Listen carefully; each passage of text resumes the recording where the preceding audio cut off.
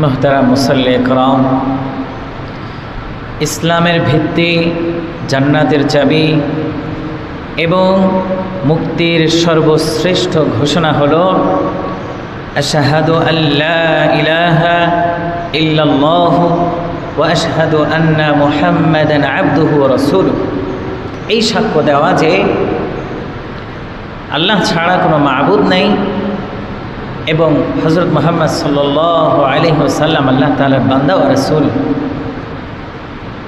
একজন মানুষের জীবনে আল্লাহ তাআলার সন্তুষ্টি অর্জন, জাহান্নাম থেকে রক্ষা পেয়ে জান্নাতে প্রবেশের এই মুক্তির শ্রেষ্ঠতম ঘোষণা এটাই। এই কালিমা সম্পর্কে কোরআন হাদিসে অসংখ্য বর্ণনা এসেছে। এমনকি রাসূল সাল্লাল্লাহু আলাইহি ওয়াসাল্লাম তার কোনো এক সফরে সঙ্গী হিসেবে ছিলেন মুআজ ইবনে জাবাল রাদিয়াল্লাহু তাআলা আনহু। তৎকালীন সময়ে সফরের বাহন ছিল উট, ঘোড়া, এই জাতীয় পশু। তো রাসূল সাল্লাল্লাহু আলাইহি ওয়াসাল্লাম সামনে বসা ছিলেন, মুআজ রাদিয়াল্লাহু তাআলা আনহু ছিলেন পিছনে বসা। বর্তমান সময়ের এটা সুন্দর দৃষ্টান্ত হতে পারে মোটরসাইকেল। আপনি আপনার পরম কোনো বন্ধুকে নিয়ে সফরে বের হলেন, আপনি সামনে বসা, পিছনে আপনার বন্ধু। এই দৃশ্যটাই রাসূল সাল্লাল্লাহু আলাইহি ওয়াসাল্লাম তার প্রিয় সাহাবী মুআজ ইবনে জাবাল রাদিয়াল্লাহু তাআলা আনহুকে পরম স্নেহ ভরে বললেন, ইয়া মুআজ। সাথে সাথে মুআজ রাদিয়াল্লাহু তাআলা আনহু উত্তরে বললেন, লাব্বাইক ইয়া রাসূলুল্লাহ ওয়া সা'দাইক। আমি হাজির ইয়া রাসূলুল্লাহ, আপনার খেদমতে প্রস্তুত। রাসূল সাল্লাল্লাহু আলাইহি ওয়াসাল্লাম আদর করে স্নেহ ভরে আবারও ডাক দিলেন, ইয়া মুআজ। মুআজ রাদিয়াল্লাহু তাআলা আনহু দ্বিতীয়বারের মতো আবারও বলে উঠলেন, লাব্বাইক ইয়া রাসূলুল্লাহ ওয়া সা'দাইক। এভাবে একে একে তিনবার রাসূল সাল্লাল্লাহু আলাইহি ওয়াসাল্লাম মুআজ রাদিয়াল্লাহু তাআলা আনহুকে ডাকলেন, আর মুআজ রাদিয়াল্লাহু তাআলা আনহু বললেন, লাব্বাইক ইয়া রাসূলুল্লাহ ওয়া সা'দাইক। ইয়া রাসূলুল্লাহ, আমি উপস্থিত, আপনার খেদমতে হাজির। তো রাসূল সাল্লাল্লাহু আলাইহি ওয়াসাল্লাম এরপরে যেই সুসংবাদ উম্মতে মুহাম্মাদের জন্য দিয়েছেন, যেই সুসংবাদ প্রতিটা মুমিনের অন্তর, প্রতিটা মুসলমানের হৃদয়কে প্রশান্ত করে ফেলবে, আনন্দে ভরে যাবে, এমন এক সুসংবাদ নবী সাল্লাল্লাহু আলাইহি ওয়াসাল্লাম মুআজ ইবনে জাবাল রাদিয়াল্লাহু তাআলা আনহুকে পরপর তিনবার তার নাম ধরে ডেকে বললেন, মা মিন আহাদিন ইয়াশহাদু আল্লা ইলাহা ইল্লাল্লাহু ওয়া আন্না মুহাম্মাদান আবদুহু ওয়া রাসূলুহু। ওহে মুআজ, কেউ যদি এভাবে সাক্ষ্য প্রদান করে আল্লাহ ছাড়া কোনো মাবুদ নেই, ওয়া আন্না মুহাম্মাদান আবদুহু ওয়া রাসূলুহু, এবং নবী মুহাম্মদ সাল্লাল্লাহু আলাইহি ওয়াসাল্লাম আল্লাহর বান্দা ও রাসূল, হারামাল্লাহু আলাইহিন নার। এই সাক্ষ্য প্রদানের কারণে আল্লাহ সুবহানাহু ওয়া তাআলা তার জন্য জাহান্নামের আগুনকে হারাম করে দেন। তো এই কালিমার অনেক গুরুত্ব আছে, অনেক ফজিলত আছে। বান্দার আল্লাহ তাআলাকে খুশি করার জন্য এই আমলের অনেক ফজিলত আছে। এক হাদিসে নবী সাল্লাল্লাহু আলাইহি ওয়াসাল্লাম বলেন, মান ক্বালা লা ইলাহা ইল্লাল্লাহ ওয়ালহামদুলিল্লাহ সুবহানাল্লাহি আল্লাহু আকবার।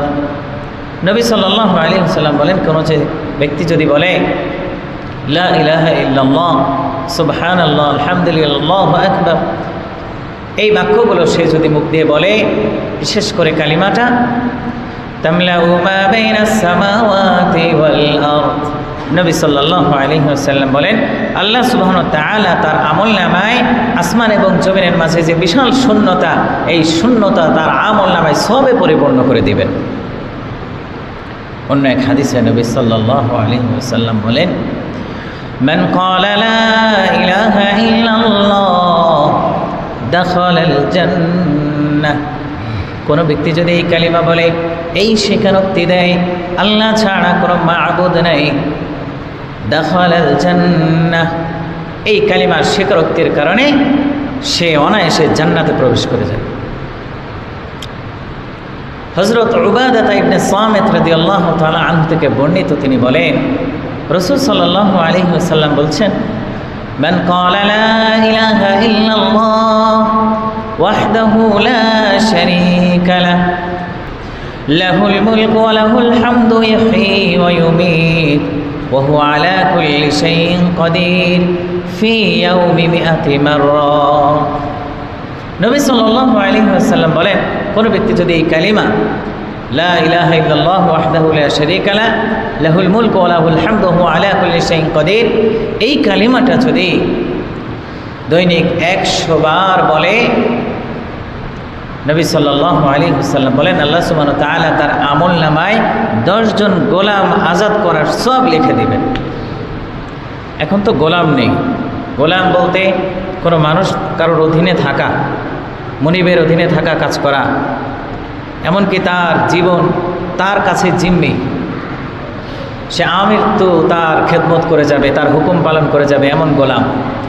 এইরকম 10 জন গোলামকে আজাদ করে দিলে যে সওয়াব পাওয়া যায়, এই কালিমাটা বলার কারণে আল্লাহ তাআলা তার আমল নামে এই সওয়াব লিখে দিবেন। হাদিসের পরের অংশে নবী সাল্লাল্লাহু আলাইহি ওয়াসাল্লাম বলেন, শুধু গোলাম আজাদ করার সওয়াবই নয়, এই কালিমাকেও যদি দৈনিক 100 বার পড়ে, আল্লাহ সুবহানাহু ওয়া তাআলা তার আমল নামে 100টা নেকি লিখে দেবেন।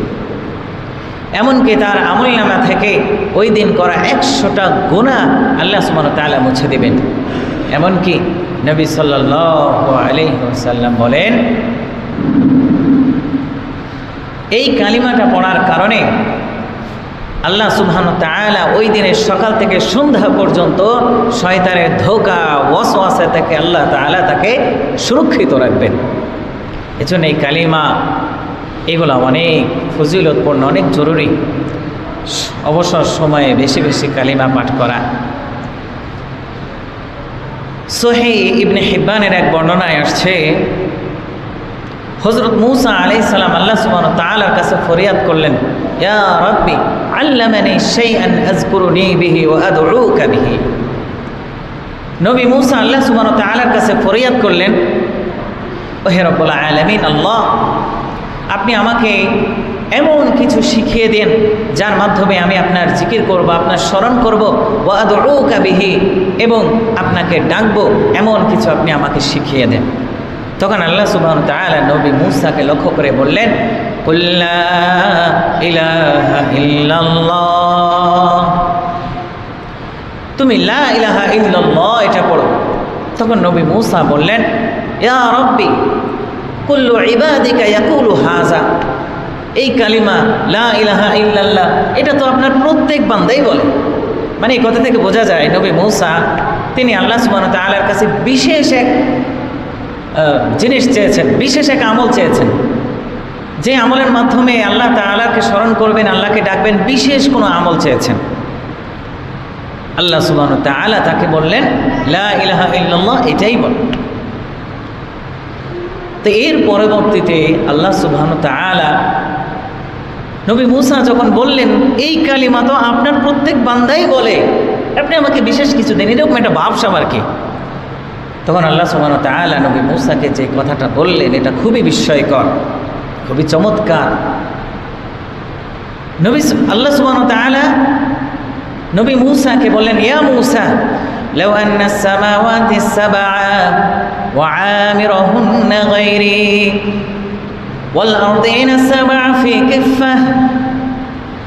আল্লাহ সুবহানাহু ওয়া তাআলা নবী মূসাকে উদ্দেশ্য করে বললেন, ওহে মূসা, 7 আসমান এবং 7 জমিন একমাত্র আমি আল্লাহ ছাড়া এর যত অধিবাসী আছে, এই 7 আসমান 7 জমিন এবং সমস্ত অধিবাসী ফেরেশতা মানুষ সবাই ফি কিফাতিন যদি এক পাল্লায় রাখা হয়, ওয়া আল্লা ইলাহা ইল্লাল্লাহ ফি কিফাতিন, আর এই কালিমা লা ইলাহা ইল্লাল্লাহ একজন মানুষের এই সাক্ষী যে আল্লাহ ছাড়া কোনো মাবুদ নেই, এই লা ইলাহা ইল্লাল্লাহ এই কালিমাটা যদি এক পাল্লায় রাখা হয়, তাহলে এই আসমান জমিনের এই যে বিশাল ভারী, এর চেয়ে ওই কালিমার পাল্লাটা বেশি ভারী হয়ে যাবে। নবী মূসা আলাইহিস সালাম আল্লাহ সুবহানাহু ওয়া তাআলা তাকে এই কথাটা বললেন। তো এখন দেখেন, স্বাভাবিক একটা প্রশ্ন, যেই কালিমার মধ্যে এমন কি আছে, 7 আসমান 7 জমিন, আল্লাহ ছাড়া তার যত অধিবাসী আছে সমস্ত অধিবাসীকে এক পাল্লায় রাখলে এই কালিমাটাই বেশি ভারী হবে। কি আছে এই কালিমার মধ্যে? বলা হলো এই কালিমা কেউ বলল আর সে জান্নাতে চলে গেল, এই কালিমা কেউ মুখ দিয়ে উচ্চারণ করলো, এর মর্ম ধারণ করলো, এই অনুযায়ী আমল করলো, আর তাকে জাহান্নাম থেকে দূরে রাখা হবে। কি আছে এই কালিমার মধ্যে? কেন এই ভার? এই কালিমার এত মর্ম, এত ভার কেন এই কালিমার? দেখেন, 51 কোটি বর্গ কিলোমিটারের এই বিশাল বিস্তৃত পৃথিবীতে বর্তমানে 830 কোটির মতো মানুষ আছে। এই বিশাল জনসংখ্যার প্রত্যেকটা মানুষ কোনো না কোনো ধর্ম অবলম্বন করে তার স্রষ্টার উপাসনা করে, অথবা বহু মানুষ এমন আছে স্বয়ং স্রষ্টাকে অস্বীকারও করে। তো এই যে অগণিত ধর্ম, অসংখ্য অগণিত মানুষ বিভিন্ন ধর্ম অবলম্বন করে তার স্রষ্টাকে উপাসনা যে করে, যেমন আপনারা দেখেন খ্রিস্টানদের কথা যদি বলি, তারা তৃত্ববাদে বিশ্বাসী, 3 খোদা। ইহুদিদের কথা যদি বলা হয়, তারা এক ঈশ্বরে বিশ্বাসী, কিন্তু তারা নবী মুহাম্মদকে অস্বীকার করার কারণে কাফের। বৌদ্ধদেরকে যদি বলা হয়, তাহলে এই বৌদ্ধ ধর্মের নির্মাতা যে প্রতিষ্ঠাতা যে গৌতম বুদ্ধ, তার নীতিমালা অনুসরণ করে বৌদ্ধরা তার স্রষ্টার উপাসনা করে, বিভিন্ন দেবদেবীর পূজা করে। যদি হিন্দু ধর্ম অবলম্বীদের কথা বলা হয়, তারা তাদের বিভিন্ন দেবদেবীর উপাসনা করে। মাজুসীদের কথা যদি বলা হয়, তারা সূর্যের পূজা করে, আগুনের পূজা করে, এবং এমন অনেক ধর্ম আছে যারা চাঁদ সূর্যের পূজা করে, এমন অনেক মানুষ আছে। তো পৃথিবীতে এই যে 830 কোটি মানুষের এই অসংখ্য অগণিত মানুষ বিভিন্নভাবে স্রষ্টার উপাসনা করে, দেবদেবীর পূজা করে। এই আগুন বলেন, বাতাস বলেন, চাঁদ সূর্যের কথা বললাম, এই কালিমাটাকে যদি আপনি সামনে রাখেন, মুসলমানদের এই কালিমা, আশহাদু আল্লা ইলাহা ইল্লাল্লাহ, এই কালিমার যে অংশটা বললাম, যে এই সাক্ষ্য প্রদান করা যে আল্লাহ ছাড়া লা ইলাহা ইল্লাল্লাহ, অর্থাৎ লা মা'বুদা ইল্লাল্লাহ, আল্লাহ ছাড়া ইবাদতের উপযুক্ত আর কেউ নাই। একটা মানুষ যখন এই সাক্ষ্য দেয়, এর মানে কি দাঁড়ালো? পৃথিবীতে এই যে শত শত কোটি কোটি মানুষ এক একজন এক এক জিনিসের উপাসনা করছে, এক এক ব্যক্তি এক এক ধর্ম অবলম্বন করছে, বিভিন্ন মূর্তির উপাসনা হচ্ছে, নানান যে উপাস্য বানানো হচ্ছে, মাবুদ বানানো হচ্ছে আল্লাহকে ছাড়া। একজন মুসলমান যখন এই সাক্ষী দেয়, এর মানে কি দাঁড়ায়? গোটা পৃথিবীর কোটি কোটি মানুষের মোকাবেলায় সে কালিমার পতাকা আল্লাহ তাআলা সাক্ষ্য দিয়ে দাঁড়িয়ে গেল না তার মোকাবেলায়?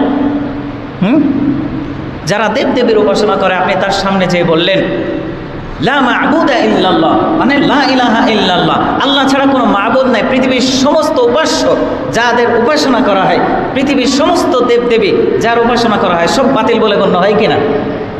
তা প্রত্যেক ধর্মের তাদের উপাস্যদেরকে আপনি বাতিল বলে ঘোষণা করলেন, তাহলে গোটা পৃথিবীর আপনার ধর্ম অবলম্বী ছাড়া সবাই আপনার এন্ট্রিতে চলে গেল না, বিরুদ্ধে চলে গেল না?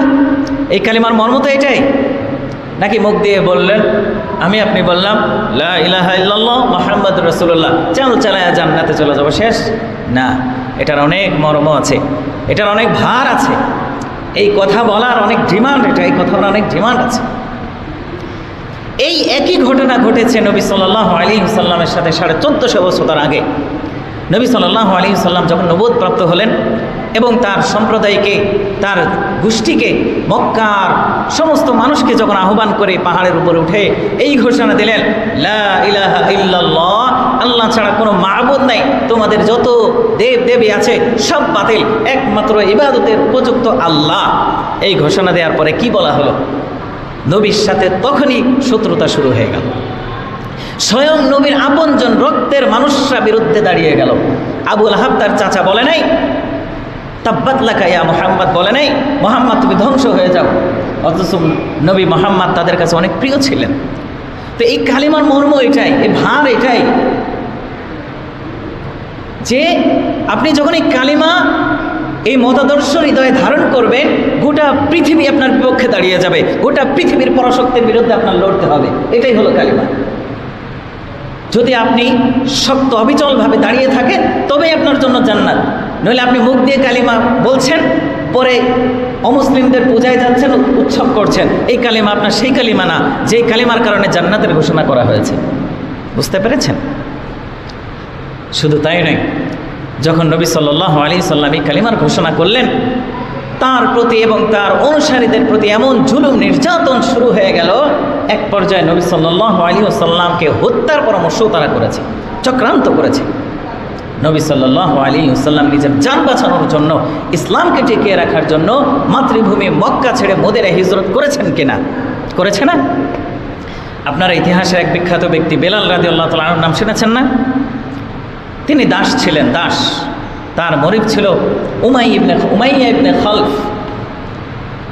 বেলাল রাদিয়াল্লাহু তাআলা আনহু যখন নবী মুহাম্মদ সাল্লাল্লাহু আলাইহি ওয়াসাল্লামের আদর্শ গ্রহণ করলেন, এই কালিমা গ্রহণ করলেন যে লা ইলাহা ইল্লাল্লাহ, আল্লাহ ছাড়া কোনো মাবুদ নেই, এই সাক্ষী তিনি যখন দিলেন, তার মরিদ তার উপর কী পরিমাণে জুলুম নির্যাতন করেছিলেন আপনারা একটু হলেও শুনেছেন। এই আরবের উত্তপ্ত বালুকণার উপরে খালি গায়ে চামড়া ছিলে তার উপরে পাথর চাপা দিয়ে রাখা হয়েছে, ঘন্টার পর ঘন্টা, দিনের পর দিন। আর শুধু বলা হয়েছে, বেলাল তুমি একবার বলো যে লা ইলাহা ইল্লাল্লাহ, এই কালিমা থেকে ফিরে আসছো, নবীর অনুসরণ থেকে ফিরে আসছো, তাহলে তোমাকে তো মুক্তি দিব, তোমাকে আজাদও করে দিব। কি বলেছিলেন? আমার জীবন চলে গেল, আমি এই কালিমা ছাড়ব না। এরকম বলেছেন না?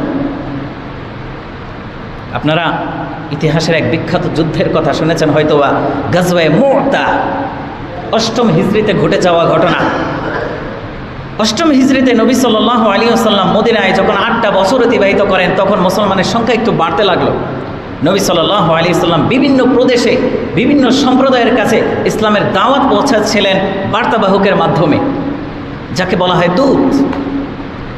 তো নবী সাল্লাল্লাহু আলাইহি ওয়াসাল্লামের এক প্রিয় বার্তাবাহক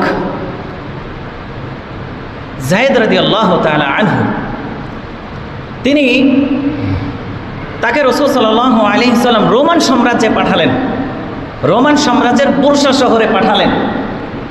ওই শহরের গভর্নর ছিল সুরাইল ইবনে ওমর। এই সুরাইল ইবনে ওমর নবী সাল্লাল্লাহু আলাইহি ওয়াসাল্লামের এই বার্তাবাহক তাকে আটক করে হত্যা করে ফেলে। এখন তৎকালীন সময়ে আরব না, গোটা বিশ্বব্যাপী যে নীতি ছিল, যত শত্রুতাই থাকুক না কেন, কোনো বার্তাবাহককে হত্যা করা যাবে না, এটা চরম সীমালঙ্ঘন, চরম জঘন্যতম অপরাধ। এখন মুসলমানদের বার্তাবাহক, ইসলামের বার্তাবাহক, নবীর বার্তাবাহককে হত্যা করা হয়েছে, এটা ইসলামের জন্য একটা মর্যাদাহানি না? এই মর্যাদা রক্ষার্থে রাসূল সাল্লাল্লাহু আলাইহি ওয়াসাল্লাম যুদ্ধের ঘোষণা করলেন। আল্লাহ নবী সাল্লাল্লাহু আলাইহি ওয়াসাল্লাম এই রোমান সাম্রাজ্যের বিরুদ্ধে 3000 সৈন্য বাহিনী একত্র করলেন। কয় হাজার? 3000। নবী সাল্লাল্লাহু আলাইহি ওয়াসাল্লাম 3 জন সাহাবীকে সেনাপতি নিযুক্ত করলেন। 1 নম্বর হলো নবী সাল্লাল্লাহু আলাইহি ওয়াসাল্লাম যায়েদ ইবনে সাবিত রাদিয়াল্লাহু তাআলা আনহুকে সেনাপতি নিযুক্ত করলেন এবং বলে দিলেন, যায়েদ ইবনে সাবিত যদি শহীদ হয়ে যায় তাহলে তার পরবর্তী সেনাবাহিনী জাফর ইবনে আবু তালেব হবে। এরপর যদি জাফর ইবনে আবু তালেবও শহীদ হয়ে যায় তাহলে তার পরবর্তীতে সেনাপ্রধান হবে আব্দুল্লাহ ইবনে রাওয়াহা রাদিয়াল্লাহু তাআলা আনহুম আজমাইন। এই 3 জন সেনাপতি নিযুক্ত করে নবী সাল্লাল্লাহু আলাইহি ওয়াসাল্লাম রোমান সাম্রাজ্যের বিরুদ্ধে যুদ্ধে পাঠালেন। এখন মু'তা নামক স্থানে রাসূল সাল্লাল্লাহু আলাইহি ওয়াসাল্লামের এই সেনাবাহিনী 3000 সেনাবাহিনী যখন উপস্থিত হলেন, সেখানে যে দেখে রোমান সাম্রাজ্য এবং গুসাসিনদের বাহিনী মোট মিলে প্রায় 2 লক্ষ সেনাবাহিনী সামনে। কি আশ্চর্য বিষয়! মুসলমানদের সেনাবাহিনী হলো 3000, আর শত্রু রোমান সাম্রাজ্যের সেনাবাহিনী প্রায় 2 লক্ষ। যুদ্ধ করা সম্ভব? 3000 মানুষ 2 লক্ষের সাথে যুদ্ধ করে পারে? নবী সাল্লাল্লাহু আলাইহি ওয়াসাল্লাম পাঠিয়েছেন, সাহাবারা যুদ্ধে ঝাঁপিয়ে পড়েছেন। যুদ্ধ শুরু হয়ে গেল, তুমুল যুদ্ধ শুরু হয়ে গেল। প্রধান সেনাপতির নাম কি বলেছিলাম? যায়েদ ইবনে সাবিত রাদিয়াল্লাহু তাআলা আনহু। তিনি তুমুল গতিতে, বিক্রম গতিতে তিনি যুদ্ধ করছিলেন। যুদ্ধ করতে করতে সামনে এগোচ্ছিলেন, মানে 3000 সৈন্যবাহিনী প্রায় 2 লক্ষ শত্রুর সাথে মোকাবেলা করছে। এক পর্যায়ে যায়েদ ইবনে সাবিত রাদিয়াল্লাহু তাআলা আনহু শহীদ হয়ে যায়। দ্বিতীয়ত সেনাপতির দায়িত্ব গ্রহণ করেন জাফর ইবনে আবু তালিব রাদিয়াল্লাহু তাআলা আনহু। তিনিও যুদ্ধ করতে করতে শত্রু দলের ভিতরে ঢুকে যায়। এক পর্যায়ে শত্রুরা তার চতুর্পাশ তার ঘিরে ফেলে। জাফর ইবনে আবু তালিব রাদিয়াল্লাহু তাআলা আনহু তার বাম হাতে তরবারি ছিল, ডান হাতে মুসলমানদের সেই পতাকা ছিল। তাকে তার ডান হাত কেটে ফেলা হয়। জাফর রাদিয়াল্লাহু তাআলা আনহু বাম হাতে মুসলমানদের পতাকা ধারণ করেন। বাম হাতটাও তার কেটে ফেলা হয়। জাফর ইবনে আবু তালিব রাদিয়াল্লাহু তাআলা আনহু তার এই কাটা দুই অংশ, এই দুই বাহু দিয়ে এই পতাকাটাকে এভাবে ধরে রেখেছেন। এই কালিমার পতাকা, ইসলামের পতাকা, মুসলমানদের ঝান্ডা তিনি মাটিতে পড়তে দেন না, এইভাবে ধরে রেখেছেন, এইভাবে। পরবর্তীতে দেখা যায় জাফর ইবনে আবু তালিব রাদিয়াল্লাহু তাআলা আনহুর এই সামনে শরীরে 50টারও বেশি তরবারির আঘাত ছিল। এরপরে তিনিও যখন শহীদ হয়ে যায়, দৌড়ে এসে আব্দুল্লাহ ইবনে রাওয়াহা রাদিয়াল্লাহু তাআলা আনহু তৃতীয় সেনাপতি ওই পতাকা ধারণ করলেন, মাটিতে পড়তে দিল না। এক পর্যায়ে তিনিও যুদ্ধে ভিতরে ঢুকে গেলেন। পরবর্তীতে তিনিও শহীদ হয়ে যান। পরবর্তীতে চতুর্থ সেনাপতি খালিদ ইবনে ওয়ালিদ রাদিয়াল্লাহু তাআলা আনহুর নেতৃত্বে যুদ্ধ পরিচালিত হয়। আল্লাহ সুবহানাহু ওয়া তাআলা 3000 সৈন্য দিয়ে, মুসলমানের 3000 সৈন্য আর অমুসলিমদের প্রায় 2 লক্ষ সৈন্যবাহিনীর মোকাবেলায় মুসলমানদেরকে আল্লাহ তাআলা জয়দান করেন। সুবহানাল্লাহ পড়েন। তো এখন দেখেন, এই যুদ্ধে আমাদের আলোচনার বিষয় হলো জাফর ইবনে আবু তালিব রাদিয়াল্লাহু তাআলা আনহুর ঐতিহাসিক অবস্থান। ডান হাত কাটা পড়ল, বাম হাতে মুসলমানদের পতাকা ধারণ করেছে, মাটিতে পড়তে দেয়নি। বাম হাত কেটে ফেলানো হলো, 2 হাতের বাহু দিয়ে পতাকা ধারণ করেছে, মাটিতে পড়তে দেয়নি। আর আমাদের বর্তমান অবস্থা কি? আমরা কালিমা ধারণ করেছি, ইসলামের পতাকা ধারণ করেছি। আজ 90% মুসলমানের দেশ। যদি কোথাও কালিমার পতাকা উড়ানো হয়, নামধারী কিছু মুসলমান, অমুসলিমদের কথা বাদে দিলাম, প্রশাসনের লোক বলেন বিভিন্ন দোহাই দিয়ে এই পতাকা তারা মাটিতে ছুঁড়ে ফেলে দেয়। এই পতাকা যারা উড়ায়, এই পতাকা যারা লালন করে, ধারণ করে, মুসলমানদের এই নিশান, তাদেরকে জঙ্গি বলা হয়, বিভিন্নভাবে তাদেরকে সন্ত্রাসবাদ আখ্যায়িত করা হয়। 90% মুসলমানের দেশ। অথচ আমাদের এই যে 2026 ফিফা ওয়ার্ল্ড কাপ নিয়ে যেই বৈশ্বিকভাবে যে উন্মাদনা দেখা যায়, গোটা পৃথিবীতে বাংলাদেশ 90% মুসলমানের দেশ। এই উন্মাদনা পৃথিবীর আর কোথাও নাই। গতকাল আমার এক বন্ধু আছে, জাবির, ফ্রান্সে থাকে। কথা হয়েছে, কোনো কারণে কথা হয়েছে। জিজ্ঞেস করেছি, ফ্রান্স তো বিশ্বকাপ, ফুটবল বিশ্বকাপ খেলে, ওদের দেশের অবস্থা কি আমাদের মতো এরকম গলিতে গলিতে পতাকা? বানা বন্ধে এরকম কিছু নাই। ওখানে রাস্তাঘাটে, মোড়ে মোড়ে বা বাসার ছাদে কোনো পতাকা নাই। ভিন দেশিদের পতাকা তো দূরে থাক, নিজের দেশের পতাকাই নেই।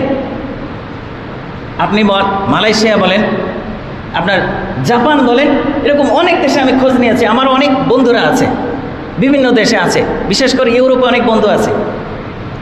আমি অনেকের সাথে যোগাযোগ করেছি, কোনো মাতামাতি নাই, কোনো উন্মাদনা নাই। কিন্তু আমাদের উন্মাদনা কোন পর্যায়ে? 2-1টা দৃষ্টান্ত দিই আপনাদেরকে। এক ব্যক্তি মধ্যবিত্ত, ধনীও না, গরিব মানুষ, আজীব অবস্থা। 10 কাঠা জমি বিক্রি করে 7.5 কিলোমিটার জার্মানির পতাকা বানিয়েছে। মানে চিন্তা করেন একটা অবস্থা। খেলতেছে কারা? জার্মান। ওই জার্মান বাংলাদেশ চেনে কিনা এটাও সন্দেহ আছে। মানে বৈশ্বিক যে ফুটবল, বাংলাদেশ কি আছে এর সাথে? খেলে না। আজকে যদি আমাদের দেশও খেলতো, তাহলে আমাদের একটা উন্মাদনা বোঝা যেত, আমাদের বিশাল কিছু। আমাদের দেশ এত লো কোয়ালিটির খেলা যে এরা চান্সই পায় না ওয়ার্ল্ড কাপে।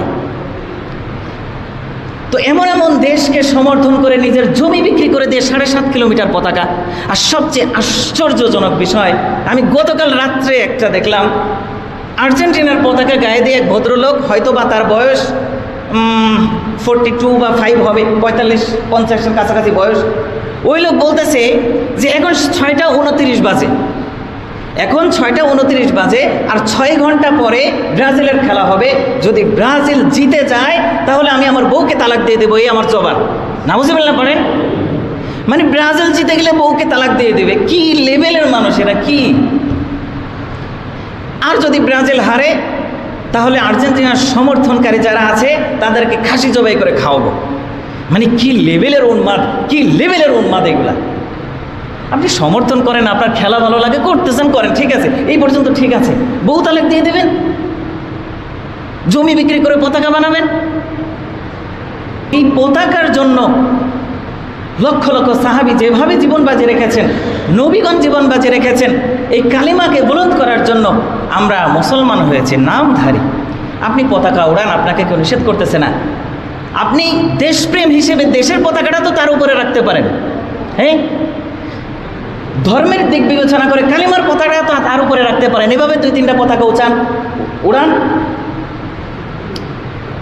আল্লাহ সুবহানাহু ওয়া তাআলা এই কালিমাকে হৃদয়ে লালন করে আল্লাহর সন্তুষ্টি অর্জন করে যেন জান্নাত হাসিল করতে পারি। সবাই বলেন আমিন।